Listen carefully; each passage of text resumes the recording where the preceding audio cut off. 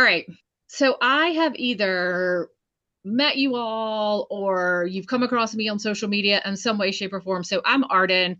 I have been in the marketing business since I was a wee baby, in the branding business before Instagram. I know I look very young, but for Instagram, Facebook, any of that was a thing. And I love seeing people, I really say this all the time. I love seeing people really and truly genuinely become their best self, whatever that looks like. And I think part of your brand is that. So that's why I do what I do. So Tony, let's start with you. Tell them who you are, what you do. Sure. So I live in Charlotte, North Carolina. I own a custom closet company. We do custom closets, built-ins, Murphy beds, home offices, just basically anything in the house except for kitchen cabinets. Hmm. I'm kind of more builder focused, of course, work retail, but I enjoy working with the builders. Yeah, that's so fun. Eric, tell us about you. I own College Hunks Hauling Junk and Moving in Reno, Nevada. I met Mike Wood we put the same table at a charity poker tournament last month, and I started following him on social media, and I saw a thing for marketing, and so I'm always looking, any little edge I can get, I'll take it. So looking forward to it. Attaboy. Yeah. I'll take any little edge. I love that. I know. That's perfect. We all need a little bit of an edge. I mean, you've got honks, so you've got an edge right there with some honks. All right, Mindy, tell us about you. I'm Mindy Delano. I live here in Huntersville and have known Arden about a year and a half now. And I sell real estate here in the area. So, Tony, my ears perked up when you said closets. Yeah, so Arden knows I'm still kind of working on the branding and all that fun stuff. And it's Hmm. hard when you are in such a big market. So, Yeah, it is. All right, Miss Jordan, introduce yourself. I'm Jordan Millum. I'm out of St. Cloud, Minnesota here, and I sell real estate. We're just looking to lean into the branding a little bit more. I met Mhm. Art and Mike at Brand Camp in November last year. Hi. so you were here in Charlotte. No, I'm Jordan's I'm in not. Minnesota. Yeah, No, but you came to Brand Camp here. Oh, hmm yes, yeah, Lake Norman. Yeah. yeah. Um, From Minnesota, Jordan, originally. Oh, perfect. Where at? North of St. Console, Grand Rapids, small town. Okay, yeah. Yeah. it's so fun. Marina, can you tell them who you are? Yeah, I'm Marina Harding. I'm a loan officer with American Security Mortgage in Charlotte, North Carolina. I'm here really just to learn more about marketing and see how I can set myself apart from other lenders. Yeah, and she has a great team. I helped her team lead a long time ago, Miss Erin Finnan. They have LBD, Lending by Design, and they wear little black dresses to their closings. Yes. They're Cute. so cute. I was looking, I saw Crystal, but I think Crystal dropped off. Okay. All right. So if Crystal comes back, we'll have her introduce herself. But for now, I promise you about 20 minutes and then some questions. But first, Mike, why did I ask you to come? Was it Aaron Finnan with American Yes, Security? she's team lead. Yeah. Okay, I'll follow her. Yeah. What was your question, Arden? Sorry. Why did I ask you to come? Why did you ask me? Yeah, what is it about you that makes you so good at marketing as a realtor? Ugh, because I learned the hard way that if you try to appeal to everyone, that your message gets washed out from the people that you should really be talking to. Hmm. Yeah. And how I, long? I go ahead, ask your question. I was going to say, how long have you been a realtor? And then what did it take for you to start focusing on like the level of marketing you're doing now? How long did I wait to do the thing that I should have been doing? So Yes. I've been selling real estate for 21 years Hmm. here in Reno, and it was within arguably 2 to 3 years ago Hmm. where I realized that, and um, it was because I felt I was running out of things to talk about on social media, and I was very frustrated with it. Hmm. And I had a friend that said, "Well, who's your ideal client?" And I went, Ideal. What do you mean ideal client? I'll help anybody that wants to buy and sell houses. And they said, everybody else does too. Now you're the same as 3,400 other people in your market. How many transactions happen every month? This is maybe 500. They go, okay, so there's 500 transactions. There's 3,500 of you. That means 1 in 7 gets a deal. Cool. Why would somebody call you? Well, I don't know. I've been doing it for a long time. So it took a while. I had to hear the message, and then I had to realize, and you pull yourself out of it and you go, well, why am I not speaking directly to the person that would buy my product or engage my service? Like if I'm a minimalist and I don't believe in acquiring things or having stuff, and every Sunday my wife and I go through the house and say, what can we throw away? We throw it away. And there's nothing in my home. I'm probably not a good client for Eric. I probably am not. Everything I have can be thrown away in the trash. You know that. But if Eric's messaging is not to me, then I've heard of him, I see him, but I don't use him. What I learned is that I have a very specific skill set, and it works perfectly well for certain people. And those people miraculously are about my age. They are about to go through the things I've gone through. And if my messaging is on point and speaks just to them, they have a tendency to follow me and listen to me. And then they're the ones that will send me DMs and ask me for advice. And then I become the person that they go to first when they're going to engage in my particular field. Right. So you guys know in sales, we talk about no like trust, but they have to know you before they can like you and trust you.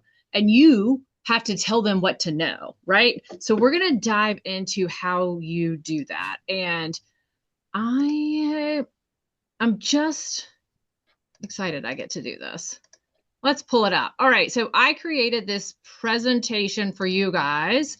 It's called Define Your Ideal Client. Now, obviously, there is a ton that goes into marketing, but where it starts first, it's always defining that ideal client to grow your sales. And before you get freaked out and say, just like Mike said, and this is something a lot of people in the real estate market say, I can help anybody. Well, I, as a marketing person, can help anybody too, but maybe everybody doesn't need my help. But if I tell you exactly who I like to work with and who I can best serve, then you know if you can connect with me or not, and we're not wasting each other's time, right?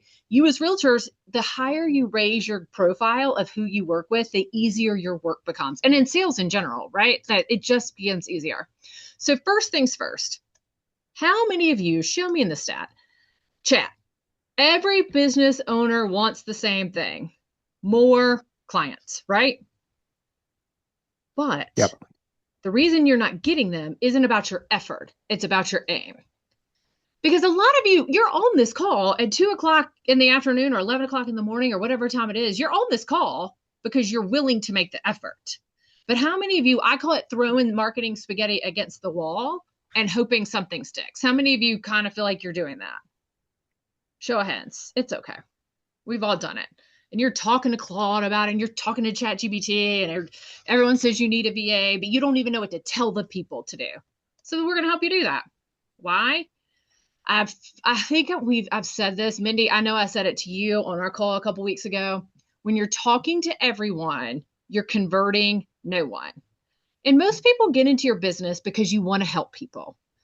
You want to help people. If you just wanted to make money, you would go work for someone else, right? Like, all of us know how to make money. We're hardworking people. We show up to a random call at 2:00 in the afternoon. We know how to show up, but you're not saying it clearly. So when you're vague, how many of you post something that you're like, this is so good, and it's so good, but nobody reacts? I mean, even if it's, your DMs go nowhere. You're talking to them like, hey, this looks so cool. Or they respond back to you like, hey, I want to come to your class. Who's your class for? Like Eric said, who's the class for? Is it just for realtors? And I said, no. I said, but it is just for small business owners, right? Like if he's calling me from Truist Bank, this is not for Truist Bank, but it is for small business owners. So he said, okay, I'll take it, right? Like I know enough to know that DM turned into something. The other thing is you feel like you're on this constant content treadmill. I know Mindy and I were in a group a while back, and Marina, we've done networking groups together where you just feel like you're around people that post all the time and all they talk about is posting, and they're doing all these cute videos and they're 20 and they got tiny legs and their makeup looks great all the time. And you're like, God, my wrinkles. I looked at a picture of me the other day and I was like, I don't want Botox, but I need Botox. Like, I don't want to be on a treadmill with 20-year-olds who have time to create content all the time. Do you guys want to be? I mean, Jordan, I know you're on the 20, you're 20, but you're not an influencer. None of us want to be on that content. And we always go, why is this not working? The bottom line is because it's not clear. How many of you, when your content lands, you know that when you're clear? And by clear, I mean, and we'll get into it, your content's going to land. Your conversations are then going to convert. Have you been to a networking? Any of you been to a networking event lately? Like you're out there talking to people and not just hiding behind your computer. And they ask, if somebody asks you, Tony, what do you do? What would you say? Custom closet design. Yeah. Is that, what do I do? Do I need a custom closet? You do. Everybody does. Why do I need one? Yeah, right. Like we could work to get that clear. Like this is what I do, custom closets for this and for this. And then once they know what you do, the referrals start coming in. The marketing starts working. Mindy sent me people. She's like, I did this. You want referrals coming into you. Hi, Crystal. Do you want to jump in and tell us who you are real quick so I can help you too? Yeah, absolutely. So I own a couple bakeries here in town in Reno. I also own a cleaning business, and my husband is in real estate.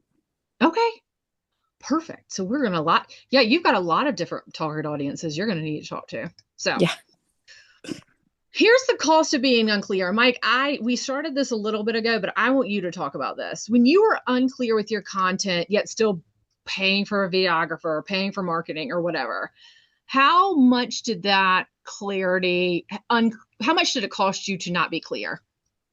Do you really think in time, effort, and cost me time, which is probably the most expensive part. But I spent a lot of money, not on ads, but on having a videographer. And, I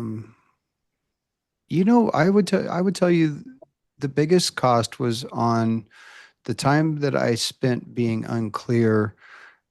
I could never get back to is opportunity cost. That was the biggest cost. Is I wasted a lot of time where I could have just been giving information that was specifically to help somebody that would be the ideal client for me. And because I didn't give them that information, if they transacted in that time, I missed them. Do you feel like you're more peaceful now that you know who you're talking to? It's yeah.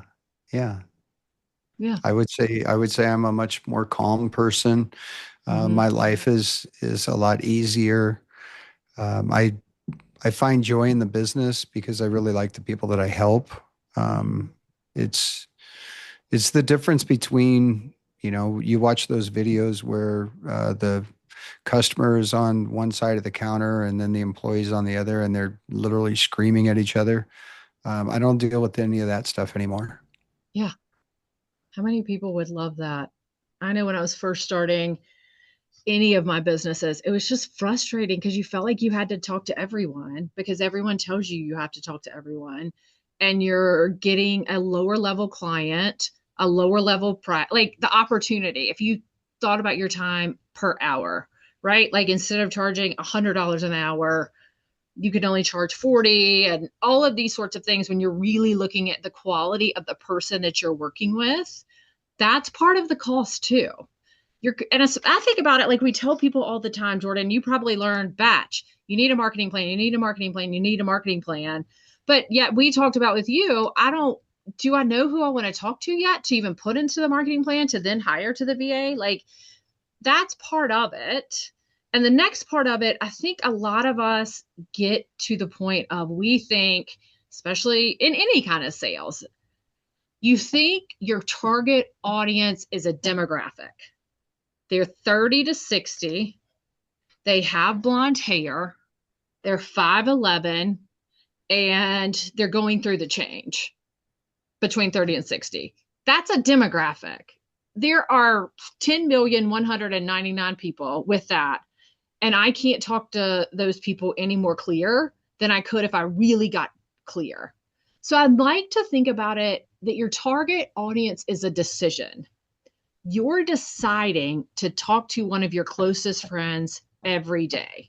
It's that person that you love, that you loved working with. And no matter what, if they called you tomorrow and said, I was talking about hairdresser about this yesterday. She's like, if you called me tomorrow and said, I don't have any more money, but will you make me blonde? I would say yes, because I love working with you and you've sent me so much business. So what's one hairdo when I know you'll pay me back at some other time? That's the same for you guys. Crystal, do you have anybody that you're like, God, when they come in and they want cookies and they want them now, I don't mind getting them all the cookies. Do you have somebody in that's like, you're perfect? And think about them, not just it's this person, but like, you know them by name. Do you have anybody like that? Me? Yeah. Not necessarily cookies, but cakes. Yes, for sure. Cakes. Like we have our returning and recurring clients, and the people that we know always order last minute, but they're like our daily customers, so we don't mind doing it for them. Right. Because they keep coming back.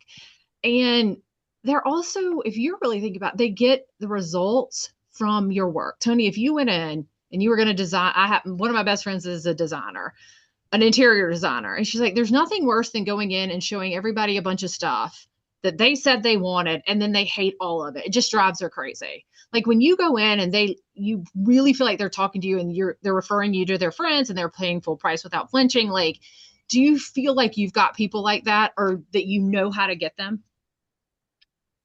Yeah. Yeah. Sure. Great. Because those are going to be people that you're going to be thinking about when we get into the next step of, and that's what they're doing. You're writing everything when you sit down to create your content, emails, when you go to a networking event, you say your pitch. If you stand up at networking events, you know exactly what to say because you're saying it to that person. All right. So here's how we define that person. It's who they are. Who, right? Who, what, where. Who they are. It's beyond that age and income. If you sat down with ChatGPT right now to say, help me find my ideal client, how many of you would just say they're this age and they make this much money and think that chat's going to give you what you need? Oh, that's good. Well, you also have to think about bigger things. I mean, just a little bit, but you got to think about their situation. Got to think about their mindset. Where are they right now? Did they go to the gas station today and go, why in the world is it $4.29 for gas? But what am I going to do about it? I still got to have gas. Most of us did that. And what makes them ready to work for you? What's that trigger in their mindset that makes them go? And I just want you to be thinking about that. I'll send this to you guys later. You can write it down. I'll send you the slides, but really be thinking about that. Like, this isn't just a practice in hearing Arden talk. It's really a practice in who is that person and what is their perfect mindset for me. So that's who they are. The next is, what do they need? You've got to really know the exact problem they're trying to solve in their words, not yours. One of the biggest mistakes we make as business owners, because you don't get to be a business owner without a little bit of self-confidence, a little bit of ego, a little bit of like, I can help some people, right? And I know how to do what I do. We spend so much time on going, this is what I can do for you, that we forget that they're the hero of their own story. What do they need from us? When they come to you, Crystal, at the last minute, what do they need from you? Usually either for an event, some kind of event, like some kind of cake or catering, things like that. Yeah. Now, let me ask you this, just to dig a little deeper. Are you okay with last minutes, or would you prefer that somebody plan something with you? Definitely plan something. Right. So that's when we're talking about your ideal client. It's not your current client necessarily, but when you start to project who that perfect person is, that perfect person gives you 10 days or 30 days or whatever it is, right? You're solving the problem for them, but the problem you're solving is creating peace, knowing that cake is coming, knowing that you've got a cleaning person lined up for the next month. So that's what you're also thinking about when you're thinking about that ideal client. It's not just who you solve problems for now, it's what you want to do. Who do you want to solve problems for? And I want to solve problems for people that are that are doing the work. They will get up every day and do exactly what is in their homework assignment to do for that day, but it's just not sticking. And they just need somebody to go in and poke around for a few weeks and go, hey, this is actually who you are. This is actually where your client's hanging out. I can tell you that specifically because I don't have, I like working with people that like to work because I'm a worker. And like Mike said, your ideal client is who you used to be, or they look very much like you. So these people look very much like you, which makes it fun. Where do you find them? I like to also put, where are they hanging out? And this isn't just platforms. Everybody says be on Instagram or Facebook or whatever, but a lot of people are on LinkedIn. And you know what? Where a lot of people are? Local networking events, doing business face to face. So if you're consistently hiding behind your computer and not getting out, my goal is to get out once a week. And I don't necessarily like going to a networking event. I really like going on a walk, but I can't do all the things. People are very tiring to me because I don't know what to say to them. And Mindy, we live in the same area. Sometimes Lake women are hard to deal with. They love to talk about themselves and they don't ask you anything about yourself. Tony, South Charlotte's the same way. It is very hard. Marina, you know this. It's hard, but we still have to do it because when you're picking around and you're finding that ideal client is at that networking event too, frustrated. Mike, who do you think? What do you think about this? How did you find your ideal client? I just went through the last few years of transactions and just kind of said, which ones did I really enjoy? And which ones were frustrating for me. And what I found was that there was a commonality. The ones that I really enjoyed, very little friction. They saw me as the expert. They listened to my advice. And there's a framework around that too. I had learned it a long time ago. I didn't apply it, I guess is the easiest way. Is I've got A clients, B clients, and C clients. And the definition of an A client for me is they have the ability to transact. So they can buy, they have a home to sell. They've got a time frame, which is with no more than 12 months. So there's a sense of urgency, we got to get it done. And the last was that they would, and this is the weirdest thing to say, but it makes total sense to me. It didn't when I first heard it. So when I say it, you may not get it, but I'll define it for you. And that was, they would play by my rules. And what I mean by that is, I don't take phone calls after 7 p.m. I'm not available before 8:30 a.m. I've had clients in the past that would text me late at night, and it was always something to start fighting. And my wife would turn to me and say, "Why in the world are you letting somebody invade your space right now and ruin your evening over something that you can't even deal with until tomorrow?" And I thought, well, they're my clients. I mean, there's money attached to them. I've got to make an income and And what I realized was that I had really weak boundaries. Okay. And the people that have no problem stepping all over them were giving carte blanche to do it. So now I just vet them through a series of questions, which is, why are you hiring me? Well, we feel that you're the right person to get this done. And I realized that my job is to come in and solve a problem. And if they trust me to solve the problem, they're willing to hire me, then I just lay out the ground rules early on, which is there will be times of frustration. You'll see an inspection report, an appraisal, or something will happen and you'll get upset and it'll be emotional. And I want to be there for you. I'll listen. I'll give you guidance. I'll help you through it. There's really nothing I haven't seen in 21 years. So you're in good hands. But I need you to trust me. And I also need you to understand that here are the rules that, number one, if I give you advice, I strongly expect you to listen to it. Right? You may not always go with it, but I want you to be okay with talking that through. Number two is my relationship with, and my kids are older now, but I should have employed it when they were younger because I spent way too much time on the phone going like this to them. But my relationship with my wife is my number one relationship.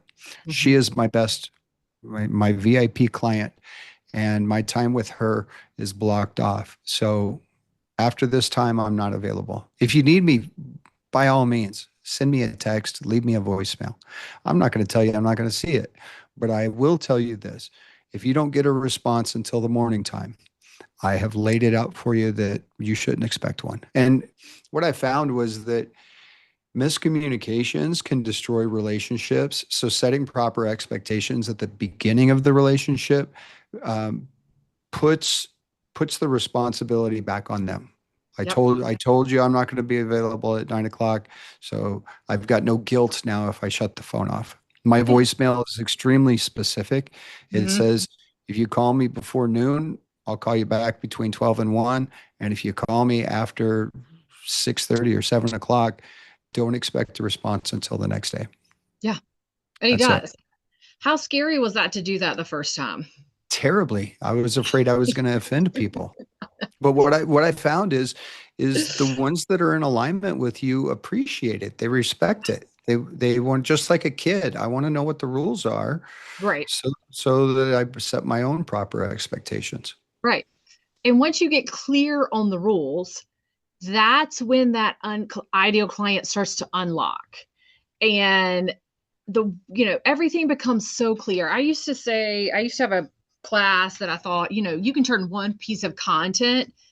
I would teach people how to use content, and you could turn one piece of content into like 10 or 11 pieces of content.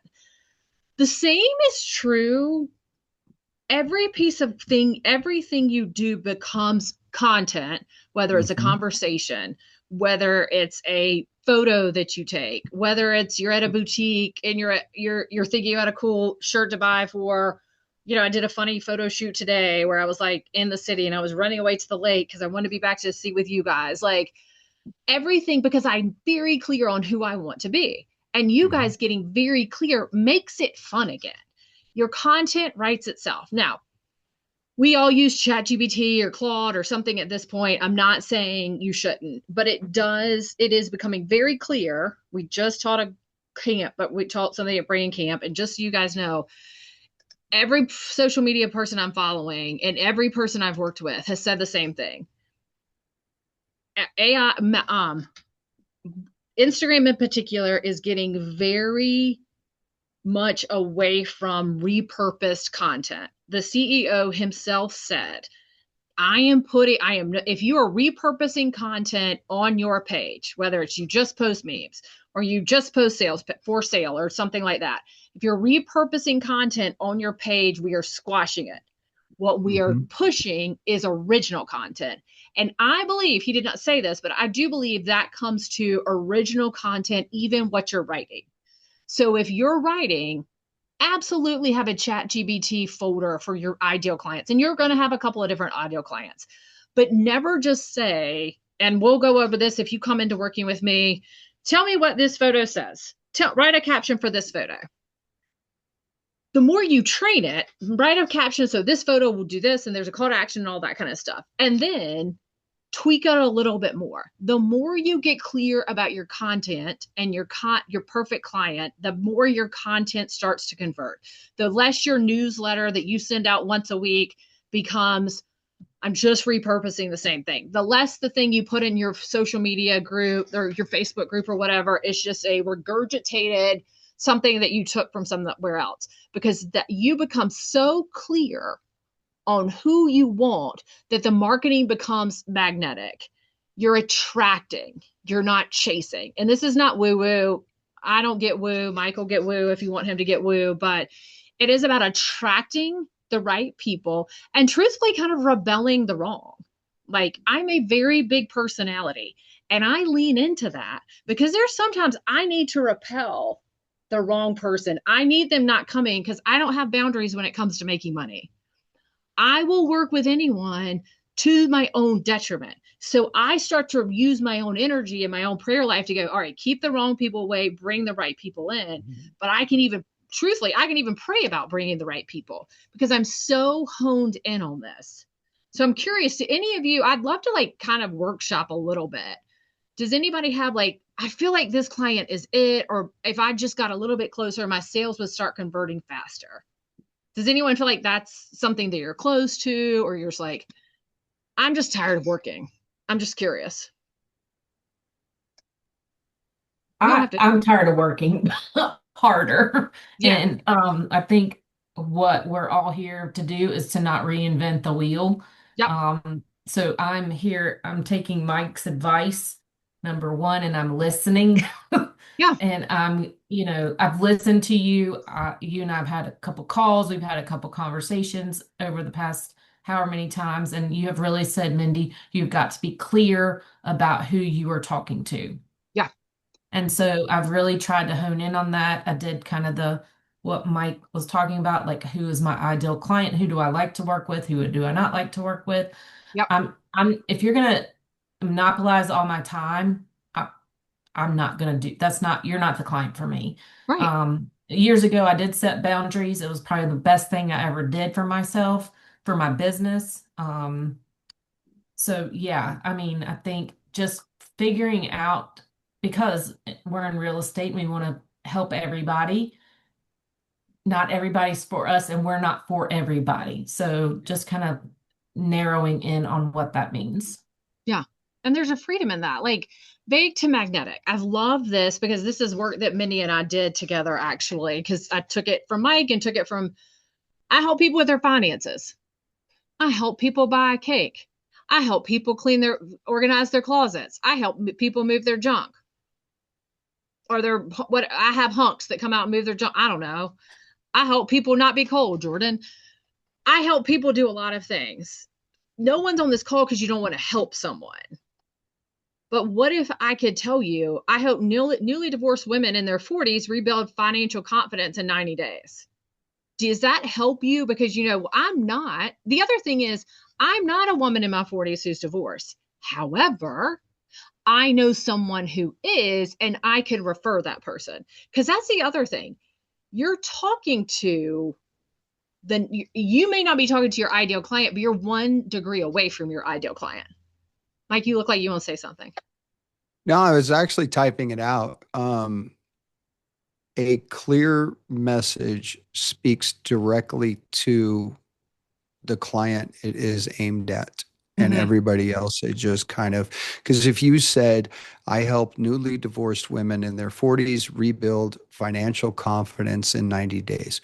I am not a newly divorced woman in their 40s, but you planting that seed in my head at a networking event or wherever, I go, cool. You know what? I have a number of, in fact, this is the honest truth. We've got 3 females in their 40s that are on my team that are all helping people in their 40s that are going through divorce right now. Yeah. So you putting the message that clearly to me, it rules me out as your ideal client. But it also hits what's known as the reticular activator, which is now I'm aware of exactly who you're looking for. And it makes it easier for me to go through and go, man, you're struggling with this. You should talk to Arden or whoever that person is. Right. Crystal, what was your question? Oh, sorry. No, You go pause ahead. and I'm on to the next one. Go ahead, Crystal. Did you want to finish, Mike? Yeah, I'll let you take it. No, I was kind of thinking the same thing, like along the lines Mike was saying. I understand creating that clear message, but then also when you create that, like yours is extremely specific, then don't we kind of implicitly then say, okay, anyone who's not 40 and going through financial hardships, I don't really have anything to offer, although we obviously know that's not true. But aren't we kind of aren't we like putting ourselves in a bubble in a sense and then telling everyone else, you're not necessarily my ideal client? And here's the reality, like Mike, even though you've had, difficult clients, we all have difficult clients, but we have an ideal client, but that doesn't mean we're not going to work with people who are not ideal. So I guess just how does that work? Totally fair. Yeah. You know what I say? Well, Yeah. this is not my ideal. This was just putting out for you guys. But I generally say, like, you know what? I really love working with. This is who I really enjoy working with. And I come at it from a place of conversation. But what I do first is I actually ask them, I kind of get a little bit about them, right? Unless I'm trying to completely, because you are trying to grow your business, completely trying to not work with them. Like if I don't want to work with them, I'm very clear about who I work with if they're not the right person. But if I think there's a way and it's not going to be a total nightmare, I will say, you know what? I really enjoy working with small business owners. And I love working with people who are active and engaged with. So it's a little bit more vague, but the more you want the sale and the higher you get. So this is a boundary builder too. So for Crystal, it may be you're not to that boundary yet. You're not to the point where you're like, I can't bake one more stinking cake because I hate cakes now, or I can't send my cleaners out to one more house because they've been abused or whatever. But you will get to that point where you're like, I'm not sending my people to this house anymore. That's completely and ridiculous, unfair, and they're not respected. So it's sort of putting this in your head of when do I want to draw the line and when do I want to draw the boundary? Does that help? Without a specific example. Yeah, no, I mean, I think we definitely all have our boundaries, when it comes to our bakery. We have gone to the point where when people are just trying to negotiate with us down on like a cake, but they want like something extravagant, like I'm not even going to negotiate. Like, this is the value. This is what you have no idea how many hours it takes, all the work, all the prep, everything. And I'm not going to take the time to explain it to you. This is going to be our pricing. And really when it comes to the cleaning company as well, like something that just irritates me is something, it's backbreaking work. Like I don't do it. Like I love my people for the work that they do. That's backbreaking work. And they don't get a tip, but when every single woman goes to get their nails done, you leave $5-10 every single time. I have customers who never leave a tip. So there's definitely boundaries that I have set as far as both where I'm just not going to negotiate on this price. It's not like, like in real estate where there's a set percentage, and people unfortunately treat it, as something that's not valuable. And that's where we have clearly set a boundary where, our prices are not negotiable. And I'm okay with people walking away and people saying, well, I can go get it cheaper. And I said, that's okay. Right. And I think that's where you're starting to lean into your ideal audience. And we want to remember this is about creating content and that sort of thing. It's not saying it over and over and over again. It's not saying, hey, you're 50 and I don't want to work with you because I work with 40-year-olds. It's putting out the imagery. And when you're putting out the messaging and when you're putting out the words, it's almost your vision. What is my vision for the best person? Mike, I feel like you're going to say something because I feel like you can say a little bit more about this. Well, and I think what you're doing is you're cultivating an audience that will be the ideal client at some point in time. Yeah. It's just like you're going to Pizza Hut to get pizza. You're not going to Pizza Hut to get a sub. Right. That's just kind of how I equate it in my mind. Like my mom used to say we'll walk into like a store, and Arden and I have talked about a particular store around here. They're not sure what they want to be when they grow up. They have too many things in there. If they got a little more clear on their clientele and took out a bunch of the crap that's in there, they'd be awesome. They'd be killing it. They'd be making money, all the things, but they don't know what they want to do. Right. Yeah. And that's part of it. And that's where this marketing cohort comes in, is you start with week 1. You start with that baseline ideal client, and then you start working towards, you almost beta test it, right? Like if we're going into the whole thing and hey, this is who I feel like my ideal client is. I really know her, or I really know him. Or then I start crafting my core message. And I did this with a couple people last week. She started crafting her core message as a coach because she put all this stuff in. And she's like, Arden, I don't want to talk to this person. I don't like this person. And I went, well, then let's go back. Like it's not a one and done kind of thing. When you're really working on your marketing strategy and you're working through all of it, it's an ongoing cohort, and it's an ongoing 8-week program of how do I take who I really love to work with? How do I talk to them? And how do I start building those content pillars? How do I start outreaching? So, most of you knew you were coming. This is what I'm working on right now. I'm building coaching for this, building very simple 8-week cohorts, because I do think we're walking into the summer month. We're walking into May and June, or June and July, depending on which one you want to join. And it might be a little bit of downtime for you, but this is the best time to get very clear on who you work with. So when people come back, or when people want to start working with you, you're ahead of the game, because this is when we know in our area, I don't know if Mike in the Reno area, but everyone in the city starts taking off. For some reason, Charlotte is on vacation from June, July, and August, seemingly. But what I have found is if you still keep pushing and working hard to create that content, this is a one-time project. It's a kind of tweaking it on a regular basis. But when you start working on that ideal client and that core message, building those content pillars, what I want to do with you guys is really and truly build this out so that it's a system that works for you.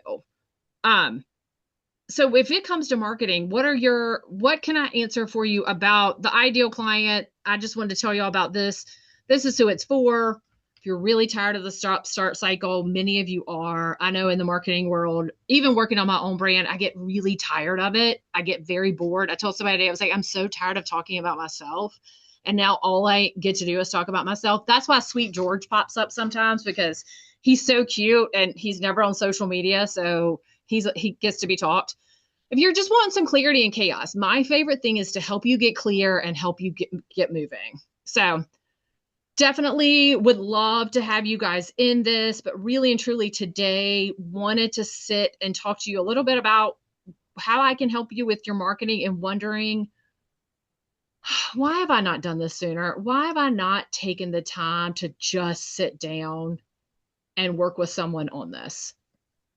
And I'm curious, have any of you ever worked with somebody on it and it worked for you, or it didn't work for you? Because I love to hear that kind of stuff too. Who spent some time working with someone else on your marketing? You have, Jordan. Yeah. Eric got lost. He went to the honks. Tony, have you ever for yourself?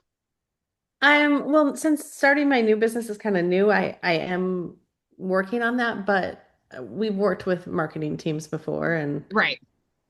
I guess my biggest hurdle is, yes, well, differentiating myself from other closet companies and making sure I tell that story. Because I'm not the Closets by Designer closet. I'm not a franchise. We help in different ways. I agree, like with the pricing is, I'm not here to negotiate. There's certain clientele that just wants to negotiate till you're blue in the face. And it's like, I don't have time for that. And I want them to trust me that I'm giving you the best price that we have to offer. And there isn't a negotiation, even allowing that to happen. Right. So I think that's probably like two of my biggest hurdles. And like you say, telling that story, I think that's like differentiating myself, I think will help. Telling that story will help differentiate myself. Tony, are you the Closet Rehab? I used to be. Oh, okay. So I'm looking at the website now and I'm like, I don't understand. This doesn't tell me the story. Yeah, so it recently sold, and the ultimate goal was for me to partner. This is a small group, so I'll be honest. The ultimate goal was to partner the new owners doing. So it was a very local business, managed very well. They walked into like a silver platter, basically, and they are just running it to the ground, and we don't align. And so I was like, why am I? I've been in this for 5 years. I'm the expert. They know nothing because they've never been in the industry. Why am I doing this? I was like, it was just not feeling good. So I'm like, why am I not just doing this on my own? So here I am. I know. And that's a great place to start.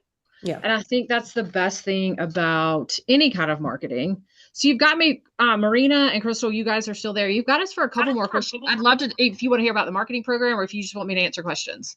Or Mike, because he's real good too. I want to hear about the marketing program because like I feel like this call just kind of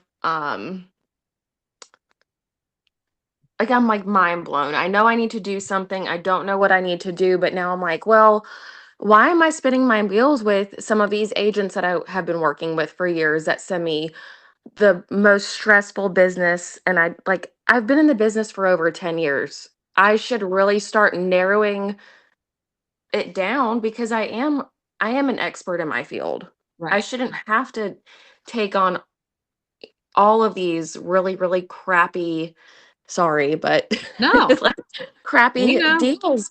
And I'm happy to take on first-time home buyers and people who need more hand-holding, but that should not be every single deal for me at this Mike, point. are you happy to take on a first time home buyer? Absolutely. No, As long Mike. as they are willing to No, I'm put asking in. Mike if Oh. well, that's the thing. If you are, Mike is not. Like Mike's not taking, and that's the thing we can help you define. Are you actually happy? Or are you like, I mean, I'm happy to do it. And that's what a lot of you, especially in if you're brand new in business, a lot of us say, and I'm not just like say, I mean, I literally talked to someone recently who, God bless, I love her so much, but we were just like talking. And she said, I mean, Arden, I'm a single mom. If they're going to pay me $50 a month to go down there and do their social media, I need the $50. Well, it's like, you're going to pay more in gas and tolls than you are going to for a whole month. No, you're not. Like, you're not allowed to do, I'm just not allowing it. Like and maybe you just need somebody like that, Marina, who goes, I'm not allowing it. Like but here's the one thing we know about all of us. The minute one door closes, when you're walking in alignment, is the minute the right doors open. Because most of us are not going to say no. Mike knows exactly, like we're not going to, I am going to stay with something because I believe in it until it sits on my face and makes me a flat Stanley. I'm just going to, because if I love something, I'm going to do it. A lot of us are in this business because of that. And if we don't draw clear boundaries, we're going to make peanuts we're going to make peanuts and everyone else is making millions of dollars or whatever it looks like, or we're not going to have peace. I want peace. What I heard Marina say is that she doesn't like difficult clients, but yet she went right into saying she wants to work with first-time home buyers. Right. And so, Marina, that's the thing. We also could work with you on referral partners. You may need to work with an estate attorney. You maybe need to work outside of just realtors in the Charlotte area, especially if you have a very dynamic team that you're already on. That would be really helpful for you. So we'll dive in for all of you. We're going to dive into your perfect client. We're going to dive into your ideal message and your perfect client, and then those messages that work for that perfect client. Then we're going to dive into the actual things that you need to do to get them, and you'll each be held accountable. I'm thinking about, if you don't do your homework for the week, you might have to do 10 squats. Like there is, 10 squats are $5. That's right. Like not thousands, but just something so that you have a vested interest in actually doing this. It's going to be 30 minutes to an hour for 8 weeks. I say 30 minutes, but if you want an hour, I will do the hour. I'm going to have 4 people per cohort. So if some of you want it in the evening, we'll do it in the evening. And some of you want it today, we will determine that. But it will be, you will walk away with the exact marketing strategy plan and implementation plan for you. That's why it's very small groups. I don't do generic. I would make, truth be told, I'd make a lot more money if I could do generic. I can't, my brain doesn't work that way. It works very tailored. And truth be told, cost $750 per month, or you pay up front, it's $1,200. I've been told that's too inexpensive, but I don't care. I know people are struck. I know, Mike, you're looking at me like, what? I paid a lot more. I know. But right now, I think I'm in the same place of like, listen, if I could serve some people and spend some time and help you guys turn it around And then in 8 weeks, someone did ask me what's going to be after the next 8 weeks. If 8 weeks you want more, I'll do a no cohort where we go into more extensive. But for May and June, the 2 cohorts I'm running during that time, it is $750 per month or $1,200 upfront. So that's the cost. Everyone's asked that. I like to be upfront. And I would love to start, honestly, because I think there's a big need for this. If people could start, I could start in 2 weeks. So other people are asking about that. Like, when can you start? What other questions can I answer? Mike, am I missing anything? Oh, no, I mean, I think you've laid it out pretty well. The only thing you're missing is how important it is to do it sooner than later. I mean, Yeah, it is. I mean, that's the thing about any of us right now. The faster, unfortunately or fortunately, the faster you get on and understand how AI is a support system for you and your marketing machine, the faster you kind of get ahead of the curve and you don't become that generic person in the background. That's what really, I still think people do business with people. I am in a people business. But you've got to get out in front of people, and I'll push you to do it. I'll push you to go to a networking event twice a month. I don't think social media is the only thing. I know. I'll push you to write a newsletter. I'll work with you on a platform. You don't have to buy a $200 platform system. We could get you on MailChimp or ConvertKit or something like that. I'll teach you how to edit your videos and where are cool places to go get camera. We'll lay out the entire plan for you. So you're not feeling like I do strategy. I love strategy, but I think if you're coming into this and you're paying for it, you need to walk out with goods and services. Yeah. And I had 2 things. Number one is it's a shame you're so good at what it is you do. And a lot of your really good clients have no idea. That's the first one. The second one is Crystal. I got a girl in Reno that has a cleaning business and she is wanting to sell it. Already with built-in commercial accounts and all that. So shoot me a text and I'll hook you up with her. I just added you on Instagram too. So Eric also. Yeah. Tony, I just wanted to say one thing while I was listening to you and you were talking about custom closets. When I hear custom closets, I think out of my price range immediately. So I would think if you don't do anything, tell people how they can be affordable. Are they affordable? I mean, are they affordable? Well, yeah, and that's the thing. So like I mean, it is an expense, and I think sometimes people think you can get a closet for $600 and that's not where we're at. Yeah. No, you got to display those red bottoms. But if your messaging came to me and said, "Hey, how would you like?" Because the closet is it's a very emotional place for my wife. Mm-hmm. It's not for me, but a garage cabinet system would be for me.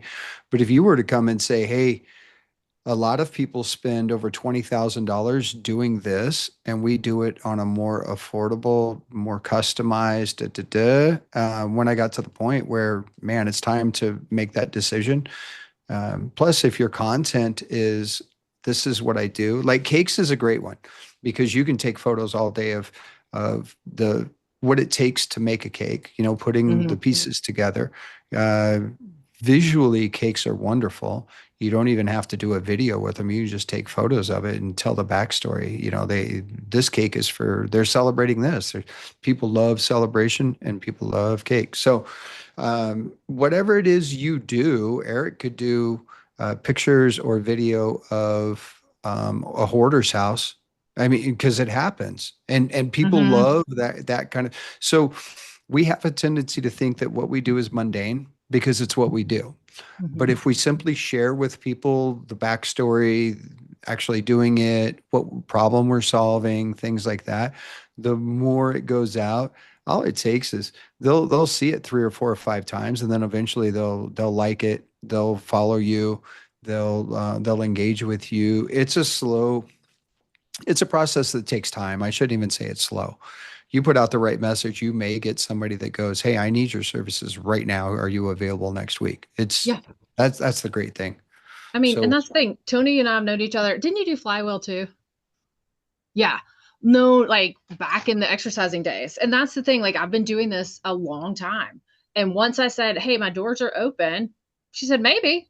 And other people said, "Maybe, let me get to know you." And that's the thing. Like, all this is you guys are really good at what you do. This is opening the door for someone to say, "Hey, I'm interested." Then you can sell them. Then you go in for the close, and we can work on what that messaging looks like too, because everything is a sale, no matter what you think it is. So I promised you guys 30 minutes to an hour, and I did it in 58. So Proper I'll email you expectations. guys this recording with the PowerPoint. Like I said, definitely excited to get started. I'll throw a date out. If I get 4 people in the next week and you're like, "Let's go this week," I'll do it. I'd love to get started sooner rather than later, because this is just fun for me and I like helping people move forward. So Love it. thanks. Love it. Any other questions? Okay. Good. Thank you. Thank you Thank very you. much. Thank you, Nice meeting Okay. Arden. everybody. Bye, Thank you. y'all. Arden. Bye. Bye.